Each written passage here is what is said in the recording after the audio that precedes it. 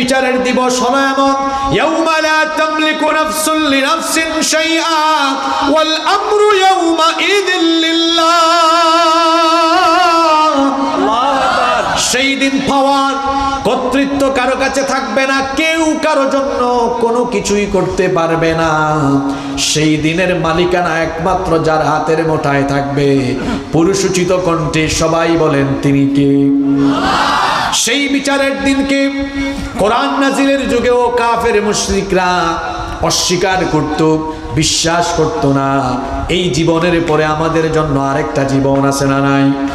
১৫০০ বছর আগে কোরআন নাজিলের যুগে যেমন পরকাল বিশ্বাসী লোকজন দুনিয়ায় ছিল, ১৫০০ বছর পরেও আজকের এই যুগে পরকাল বিশ্বাসী বহু মানুষ আছে না নাই? এখানে একটা ব্যাপার হলো, পৃথিবীর সকল ধর্মের, সকল বর্ণের সকল মানুষ মৃত্যুকে বিশ্বাস করে।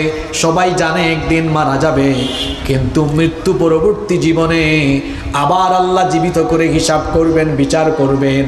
এই পরকালীন বা পুনরুত্থান দিবস নিয়ে পৃথিবীর অসংখ্য মানুষ এখনো সন্দেহ করে কি করে না? কোরআন নাজিলের যুগেও সেই যুগের মানুষরা পুনরুত্থানের ব্যাপারে কিরকম বিশ্বাস আকীদা লালন করত শুনেন। আল্লাহ তাআলা কোরআনে কারীমের ৩৭ নম্বর সূরা সূরাতুস সাফফাতের ১৬ নম্বর আয়াত থেকে বলছেন, আইযা মিতনা ওয়া কুন্না তুরাবান ওয়া ইযামান আইন্না লামাবউতুন। আল্লাহ তাআলা বলছেন, কাফিররা বলতো, আমরা যখন মারা যাব, আমাদের হাড্ডি মাংস সব যখন মাটির সাথে মিশে যাবে, তখন কি আবার আমাদেরকে পুনরুত্থিত করা হবে নাকি? আবার কি আমাদেরকে জীবিত করা হবে নাকি?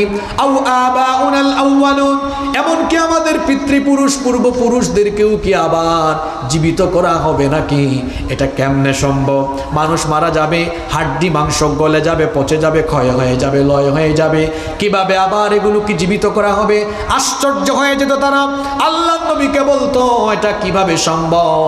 তারা যখন সন্দেহ করত, সন্দেহ করে বলতো, আসলেই কি আমরা আর আমাদের পূর্বপুরুষরা পুনরায় আবার জীবিত হব কিনা?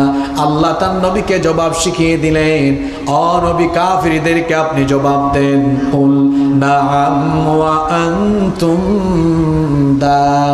দাখিরুন। হ্যাঁ, তোমরা এবং তোমাদের পূর্বপুরুষরা মারা যাওয়ার পরে আবার তোমাদেরকে জীবিত করা হবে। আর তোমরা যারা পরকালকে অবিশ্বাস করো, পরকালকে মিথ্যা মনে করো, তখন তোমরা লাঞ্ছিত হবে। আর সেই ঘটনাটা কি করে